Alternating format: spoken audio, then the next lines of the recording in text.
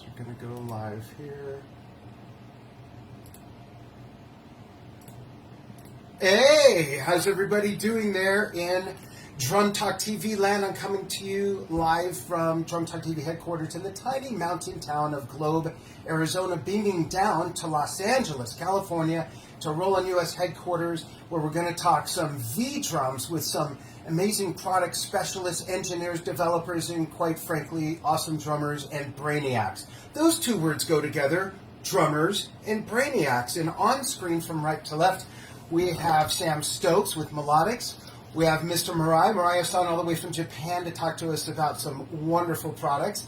And we've got Jules Hopper-Stewart from Europe, who's also going to talk to us about some great products and development. And off camera, who you'll get to know really well real soon, is Jordan West on at least one of the kits. Welcome, everybody. Thank you so much for taking time to join us here in Drum Talk TV land.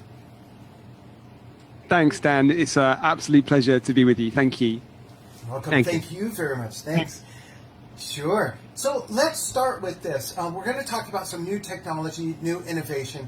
And one thing that's always boggled my mind is why people who are fine with electric guitars, electric basses, electric pianos, keyboards, synthesizers, all those things, have such a problem still with electronic drums. What's the enigma with this? What's the stigma that people have? And electronic drums are good for so much more, of course, than just isolating yourself so no one can hear you. But why do you think people still have such a challenge when they've accepted electric other things for so many decades? Yeah, it's a great question, Dan. So, for me, I think that it becomes about accessing the right instrument that you need for the job that you need to do or the application that you're going to use it for. I was saying yesterday that the guys at Roland that are on the drum team globally, we're all drummers. We're like so many of the guys out there watching right now, and the customers, in that, we are drummers, and we don't care whether it's acoustic or electric. We play both. I personally play both, and if somebody tried to take away my acoustic drums, I'd be really upset. The electronic drums have got their place, of course, because whether that could just be the low noise, the practicing in your home, benefit that you have, or whether it's that you need a particular type of sound, the electronic sound, for live performance, or sounding like the original song when you're doing a cover of something, or ease of recording, whatever the application is, electronic drums have their place. And I think it's just about choosing the instrument that's right for the job that you want to do. But I always say as well that if you're going to play electronic drums, then it needs to be the absolute best playing experience that it could be. And, it needs to be at least as expressive as acoustic drums, and true to life, and, very, very usable and feel great to play. That's what we're looking for, right? So that's what we aim to achieve. And I also think, the electronic drums in the 80s and the late 70s, early 80s, there was a lot of funny noises, boo, tss, all that kind of stuff. People standing up to play their drums, hitting pads that kind of felt like playing on a table or something. And of course, it's stuck in the memory. And maybe for a lot of drummers at the time, they thought, well, if this is the future of drumming, I'm not sure I want to be a part of that. But the difference between drums then and the difference between drums now, digitally or electronically, is like the difference in the cell phone. You take a cell phone from the 1980s, compare it to one of 2003, and then compare that to the one that's in your handset right now. That's the level of difference we're talking about. That is a great analogy. It really is. And absolutely the whole idea of your newer drumming products, so of course to keep up with the progression of drummers wanting to play and feel like drummers playing and to be more musical. And I love what's mentioned with the tagline of making drummers better, faster. What would you say, Jules, is the most progressive technology to come out of this year's products? And you could break that down both separately, hardware and software, if you'd like. Sure. I think we need to go back to the TD50 series that we launched 1.5 years ago. The TD50 series was a big step forward for us in two ways, with both modeling of the sound and the sampling of the sound that we used at the time, and in the triggering technology too. So for the TD50 series, we created a brand new sound set. We went into some of the world's best studios and we sampled many, many acoustic drums, again, all the way from the lightest to the heaviest of hits from every position across the drum. And that was the bass sound for the TD50, really great sounding drums. But then what we do is we developed a technology called Prismatic, that is our unique kind of algorithm, which is inside of the module. And simply speaking, Prismatic is able to bring to the electronic drum sound a richness and an expression that you wouldn't get if you were just playing back a sample. So if you record a drum and you play back a sample, it's always going to sound like the snapshot of time when you recorded that sound, right? But the difference is that when you play an acoustic drum, every time you play it and hit it, it's going to sound different with every individual hit and every individual stroke. So maybe you play the snare the first time and the head and the shell and the wires and the hoop are all interacting with one another, and then I come right in with that right hand shot really quick after the other, and the other one's still ringing, so you get this interaction. And it's the same with the ride and everything else. So you get many overtones and many sort of sounds and this kind of richness, complex blend of sound. And that's what Prismatic can do, and it can apply that to the samples that we've got inside the module, and that has been a big game changer in terms of expression and playability. So coming to the TD17, we've got the TD50 sound engine right there in the TD17 series. So TD50 levels of sounds, they're a little different. We've treated them differently and processed them differently, but you've got the Prismatic sound technology right there. So that's the one big step. With the TD50 series, in terms of the pads, we developed a brand new digital ride and a digital snare that allowed us to use two types of sensors, both piezoelectric sensors and more of them, as well as electrostatic sensors, which is the same kind of technology, sensing technology you have in your smartphone when you swipe across the screen and it detects your finger. That's electrostatic. And that was able to pick up so much more of the player's information from stick hits, even hand touches, and it just completely changed the way that the sound responds to the input from the drummer. Now the TD17 series doesn't have the digital pads, but what it does have is brand new pads that we've developed to pick up all of that sensing and all that information, but also feel much more natural to play. As I mentioned earlier, if you're going to play a kit, it needs to feel right, because the interaction between the drummer is the stick hit, hitting the pad, and that's what you feel back, through the hands. So those are the kind of areas that we really developed. Yeah, amazing. And one of the things that I know Jordan is going to show us in a bit that really amazed me watching the broadcast yesterday, and that I've experienced otherwise, even since then, is the further development of the cymbals. The cymbals seem like they've got to be the hardest thing to emulate. No matter how great the samples are, it's still just the surface is so different that you're working with and all of that. It amazes me how wonderful the cymbals sound, even with a swoosh versus the crash versus a little ping. Just amazing. So I'm looking forward to Jordan showing us some of that. I have a couple questions for Morai-san, if that's okay. And this has to do really with the Roland TD17 series. It's so unique in that it's an affordable V-Drums kit series to help drummers get better faster with the premium playability and everything. Tell us really, who was this kit designed for? What was the avatar and the persona that you had in mind most of all for this kit? Oh yes. This is a good question. So, actually, defining the customer is very difficult. So, TD70's priority customer is a young generation. So, TD70 is best for beginner and runner. Young generation has a many beginner and learner. So we focus the young generation, and young generation take anything on the smartphone, as you know. So we installed the Bluetooth connectivity to the TD70. It is a sample, example. So, and we call them as a digital native generation. So, we take anything, smartphone,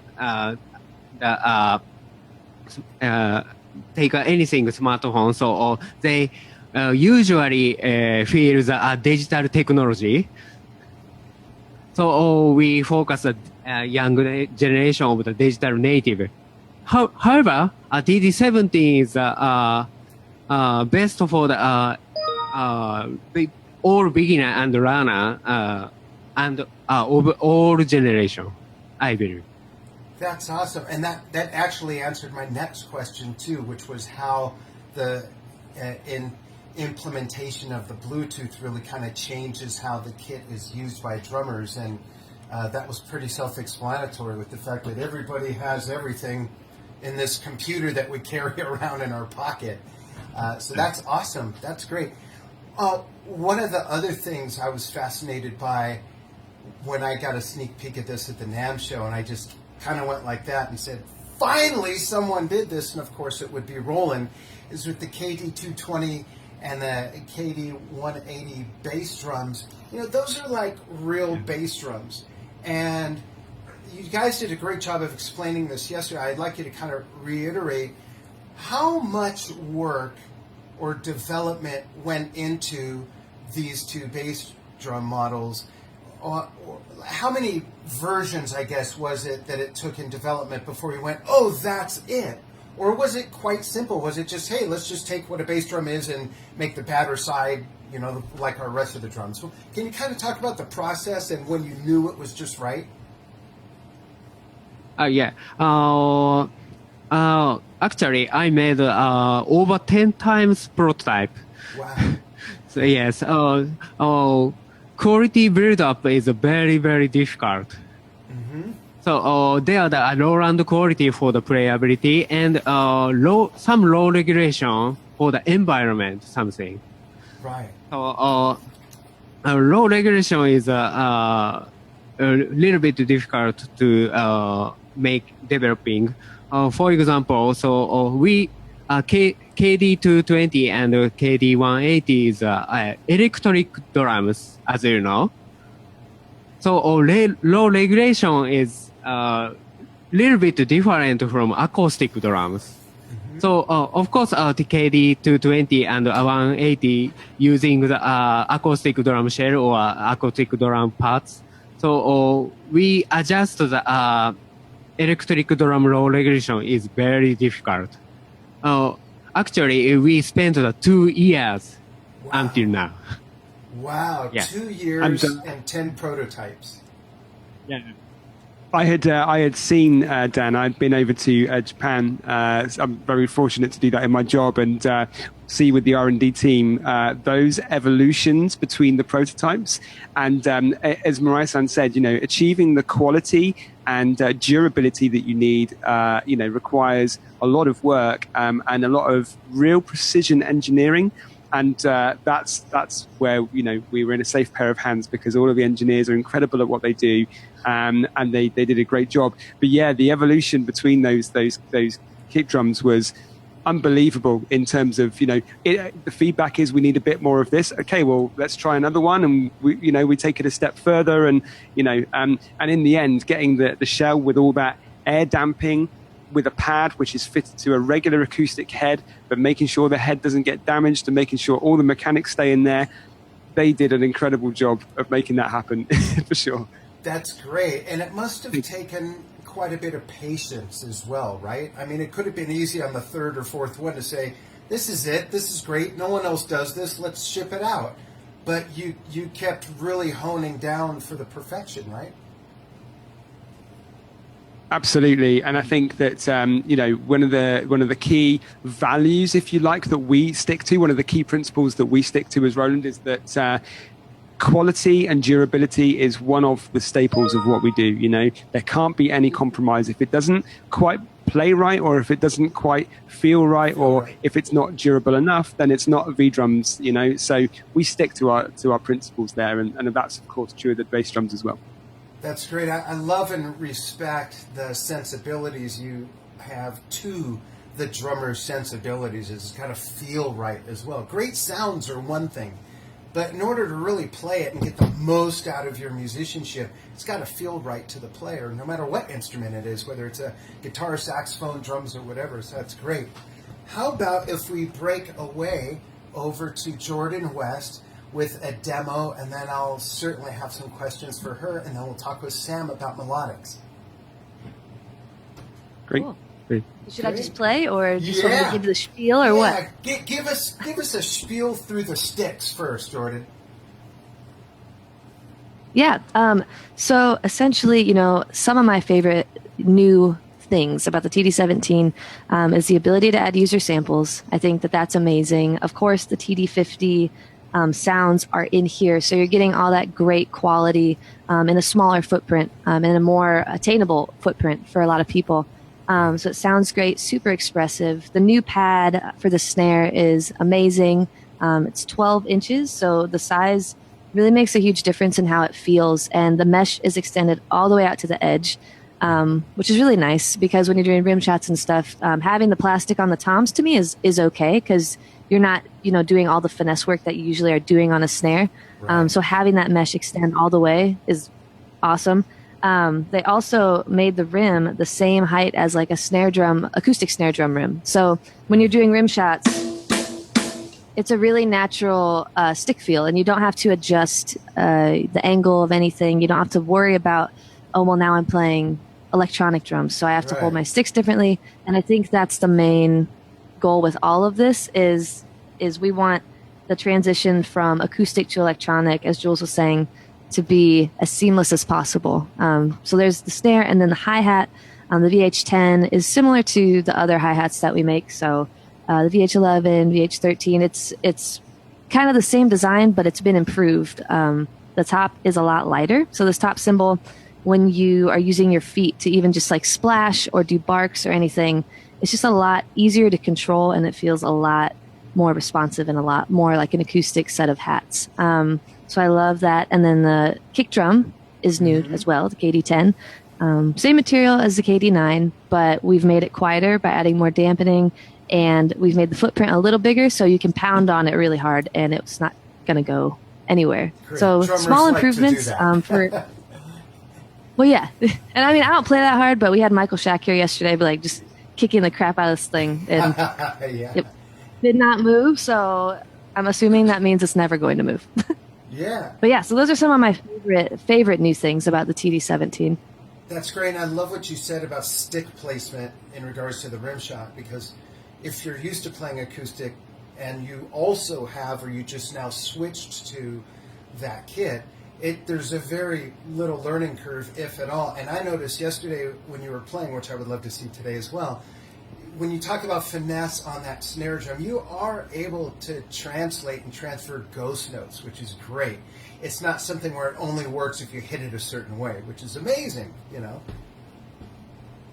Well, yeah, and the cool thing about that too is so a lot of times the sensor is in the dead center of the drum, and that can give you like a hot spot effect, when you're playing and all of a sudden one hit is like super loud and it's awkward. Yeah. So they actually move the sensor out towards the edge. So this way when you're playing, it's very smooth. So if I played, from the edge to the center,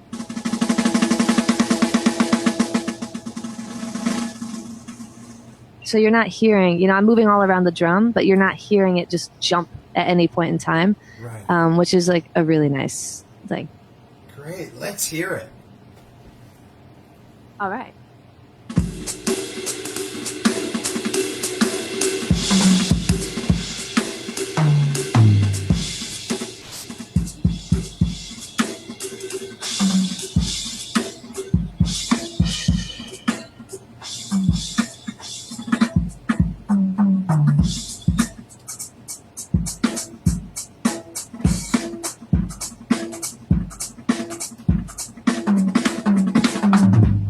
That's great.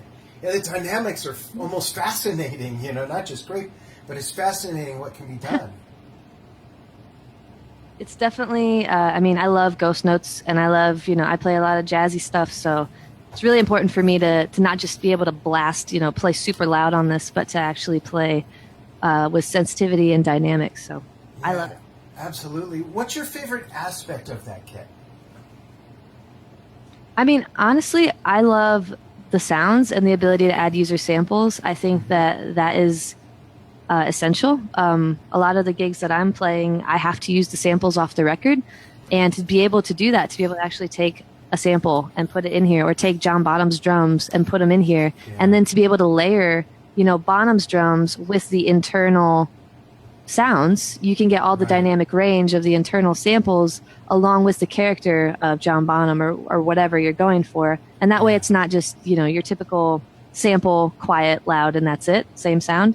You can actually add depth to your samples, and it's really convincing. And to me, that's like a huge deal with this TU-17. Awesome. That's great. Are you able to give us what the going list price is of that kit? I'm not. Okay. I can though. Yeah, he can. He knows. So we got three models in the lineup, Dan. We've got the TD17KL first, which is $999 US kit. You've got there maybe the rubber pads, the PDA-A pads, and you've got an 8-inch mesh snare pad, 2-zone, but it's a little bit smaller. It's an 8-inch pad.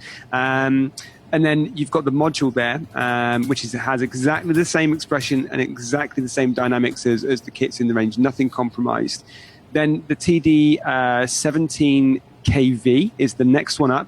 Now this has mesh heads across all the pads, and also it includes the brand new PDX12 12-inch snare pad, we've now got the introduction of Bluetooth in the module. So Bluetooth is here at the TD17KV. It's not there in the KL. L meaning light. It's the light version of the module, but the TD17KV has it. And we're looking at an $1199 price point for that kit. And then the top model, which is the TD17KVX, has all the new pads. So it's got the hi-hats now, the VH10 hi-hats. It's got the PDX12 snare pad. We've got the KD10 kick pad, which is also there in both of the kits, the KL and the KV, by the way. And we've also got a second crash cymbal now, so 2 crashes and a ride. And the actual cymbals themselves are what we call V cymbals, so they're bigger. They're 12 inches for the crashes, 13 for the ride. And we're looking at a $1599 US price point for that kit. That's great. And these things can theoretically last forever. I mean, not that you wouldn't want someone to upgrade in 2 or 3 years, but what I mean is just the way they're built, the durability. The kit Jordan's played on got the bleep kicked out of it yesterday, and it looks fine. One thing I always say, Dan, actually, is it's really interesting. You think about what drums are, right? We as drummers hit things hard with pieces of wood repeatedly, hour after hour, day after day. That's what we expect of a drum kit. Yeah. And I'm very proud that there's V-drums that we maybe sold 20 years ago out there that are still being traded maybe second, third, or fourth hand on eBay, and they're still working, they're still going, Wow, 20 years. That alone says a lot. I mean, Marai-san, did you imagine anything about today's technology in your products 10, 15, 20 years ago when you first saw V-drums? This is a difficult question. So because our developer, this is a developing issue. I can answer. However, we just trying the any technology. However, for example, wireless connectivity to expand the usability and something. So and next generation's modeling technology or something. So we provide these technology in the future. probably. Yeah, Just yeah. to support what Mariah says is that we definitely love to push the envelope at Roland. You know, we're interested in being the best out there. You know, not necessarily being the biggest, but for sure, what we do, we want to be the best. So we're that passion that we have as drummers. We just want to keep pushing to try and get better and better and better at what we do. You know. Yeah, and it's very clear that innovation is a big part of that landscape there, Roland, which is great. Before we go to Sam, can we get, because I know drummers love to see drummers playing, you know? So before we go to Sam, with all due respect, can we see Jordan peel one off again real quick? Okay, I'll go to a little different kit. This is actually one that I had the pleasure of going to Japan and designing. So I went over, and a few of the presets in here, I actually got to go in, layer the samples, create kits that I thought were fun to play on. So Great. it only makes sense to play on one of those. This is like a percussion hybrid kind of deal. Great.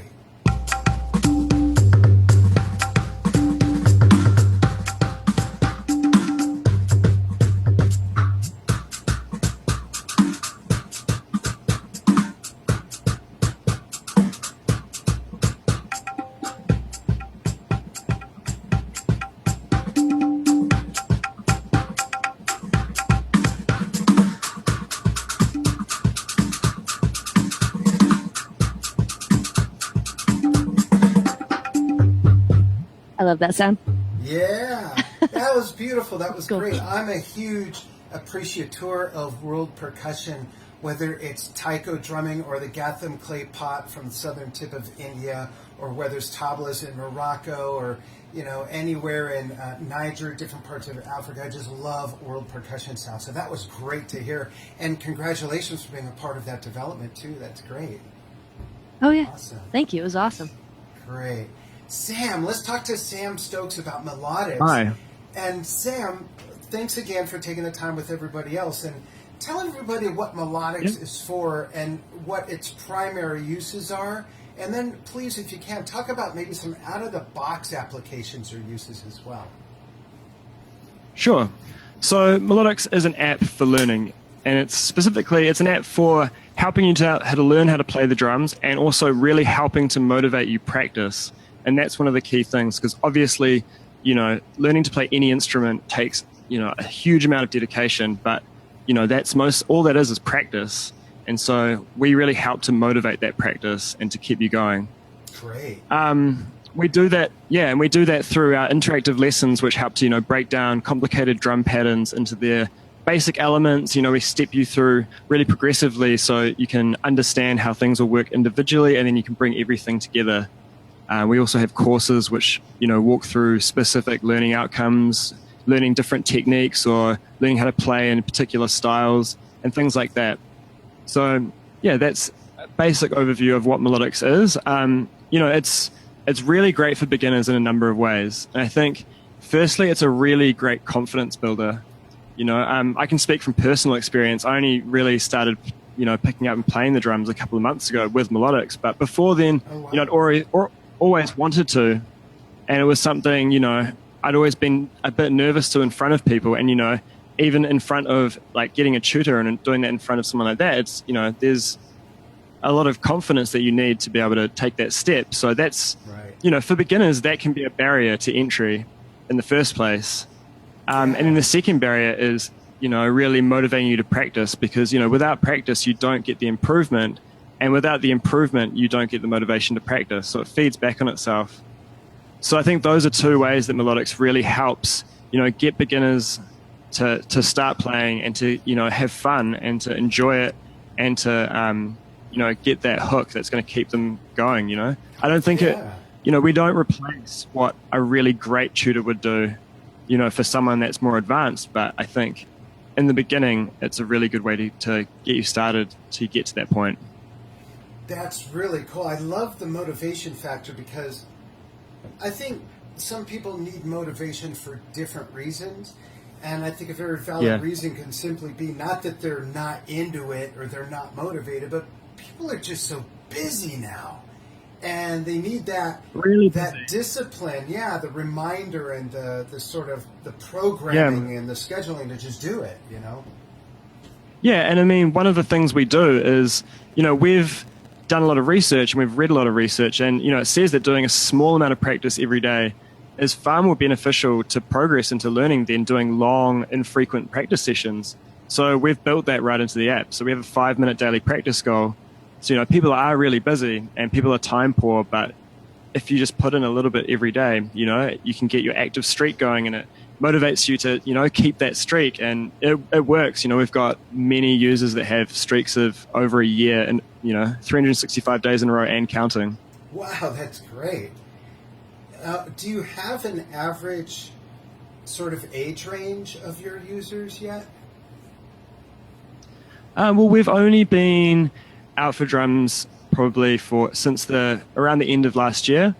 But, most of our users are, young-ish, so probably, anywhere from 18 through to 35 kind of thing. Oh, that's cool. Could this also be a tool that helps people who have been playing drums for quite a while kind of reintroduce them into some things that they may have backed off of over the years? Not that I know anyone like that personally, but such as, they're maybe a little out of practice reading music and working on certain basic fundamentals because they've just been so busy gigging, doing sessions, playing to their favorite music rather than working on the craft. Yeah, and that's the thing, you can go in, we've got lessons from grade 1 all the way through to grade 15, which are, our grades of difficulty. So you can step in at any moment. You can also filter by tags, and we tag things up with, syncopation or independence and these different skills that if you're wanting to work on that, you can find those lessons and you can, get to practice. Same with our courses, we've got a full course on rudiments. We've got courses on, jazz basics, rock basics. We've got songs, and then you can learn all kinds of things. That's awesome. Is there any sort of video demo that we can fly in, even that might show kind of like what the interface looks like? Yeah, we've actually got it set up here. We've got Jordan who can help us with that. So yeah, we can go through and we can play a quick lesson to give you a taste of what it looks like. Yeah, let's do that. Yeah.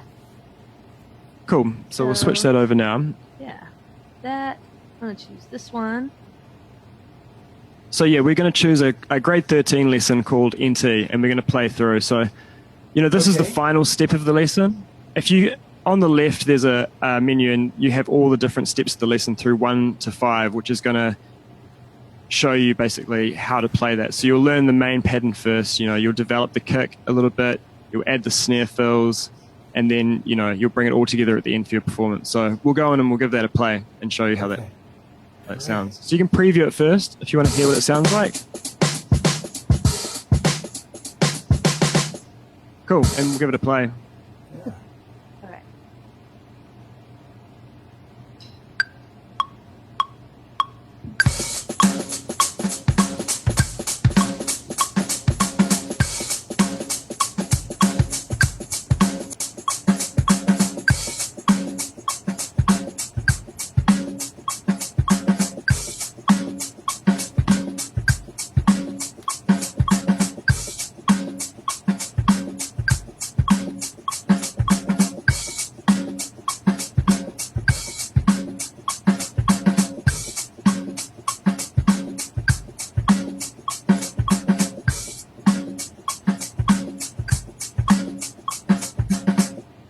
Wow, that's Cool, and as you can see, Harsh. The score is so harsh. the scoring in this particular lesson is quite hard, and it is quite harsh just because it is a later grade lesson. So we do, and the scoring, that's something that we're always working on improving as well. Like the more that we get people playing lessons, the more feedback we get, that we're adjusting that scoring as we go to make it, work best for people and work best for people's progress. But yeah, you get instant feedback as soon as you play a lesson, and you can see your progress over time with that lesson. So you can see if you're getting better, which is a huge motivator for wanting to keep practicing. And you can also see, how many notes you're getting perfect and how many notes you're hitting early or late or you're misplaying. So you can, the things you need to work on. And it's what a great tutor does naturally, is to help you with those things. And yeah, it's just a really good practice tool for that. Yeah, that's great. There's no way it can't become a challenge because you're being scored and you want to improve and get better. Yeah, like we've taken a lot from the gaming industry in that respect. Yeah. Apps like Duolingo and that use that sense of progress as a real motivator. That's awesome. Anything else on melodics you'd like to tell us about? Yeah, sure. Well, first of all, it's a free download on Great. melodics.com. Okay. So, you can download it for free, and all V-drums come with melodics. So we've got a really close partnership with Roland, That's great. which is, it's a really natural partnership. And, from the event yesterday and today, it's, the whole thing of becoming a better drummer faster, it just fits really well with us. So all V-drums come with 40 free lessons for melodics. So if you just connect your V-drums, we've done all the mapping for you. You don't have to do any MIDI mapping. It's all pre-done. And you instantly get access to 40 free lessons to get you started. And then, after that, if you want to continue, we've got subscription options for, all of our content. That's great. I still, whether it's in a personal conversation or in one of the many, many, many groups on Facebook I belong to about drumming, or on Drum Talk TV, when I do a live vlog like 4 or 6 times a week, and it always fascinates me how many people around my age or older. I'm 55. Why was that hard to get out? I'm 55, and a lot of people around my age or older are just starting to play drums. And I think it's something maybe they've always wanted to do, but we're always too busy, or we're told they can't, or it's not for you, or girls don't do that, or whatever the crazy reason is. And now they're older and realizing, I can do what I want, and they're learning to play drums. This is a great tool for that. Yeah, and we do see lots of that as well. We see lots of those people coming in and saying, they've got more time now that they can spend, learning a hobby. And they're wanting to pick up, something they've always wanted to do is to play drums. And we get that we also teach keyboard as well, and we teach finger drumming, but more for drums and keyboard. We do get people coming back saying, you know what, I really want to do this now, and I really want to learn, and where do I start? And it's a great way to start. Yeah, I think there might actually be something wrong with someone who doesn't want to play drums, right? Well, if you ask anyone and you ask them if they'd want to play a musical instrument, 96%, 97% of the time they're going to say yes. Yeah. And why don't they play an instrument? And it's motivation to practice. It's the barriers to entry in terms of confidence, and the idea that you don't have any natural talent, but once you start playing and start practicing and see that progress, it can really help you. Yeah. Get past that fear of learning, Totally, get more of that growth mindset going. Yeah, that's great. I want to thank everybody so much for taking the time with us here on Drum Talk TV Live on Facebook. Jules Hopper Stewart, Ryson, thank you so much. Sam Stokes, and of course Jordan West, thank you so much for your demonstration and for your knowledge. It's great to talk to you again since the NAMM show. I look forward to doing this again with all of you, either individually on specific subjects or collectively like this, perhaps in person the next time. I'm sorry I wasn't able to make the live event, but I want to thank Rebecca Eady so much for helping to pull this together with Mark and everybody there in the studio. This has really been great. I hope our viewers have enjoyed it, and this will archive to our page. So viewers, if you have questions about anything that we talked about, I'd like to encourage our panel to please skim through the comments over the next few days, and maybe there's some things you could answer in writing, some questions that people will want to address that will help them run to the stores and get their V-drums now, or run and get melodic so they can learn how to be drummers and learn how to be better drummers and more well-educated drummers. So thank you everybody for watching. Thank you everybody here with Roland, and we'll see you all soon. Thanks, Dan. Thank you. Thank you. Cheers. Thank you. Thank you everybody out there. We'll see you soon.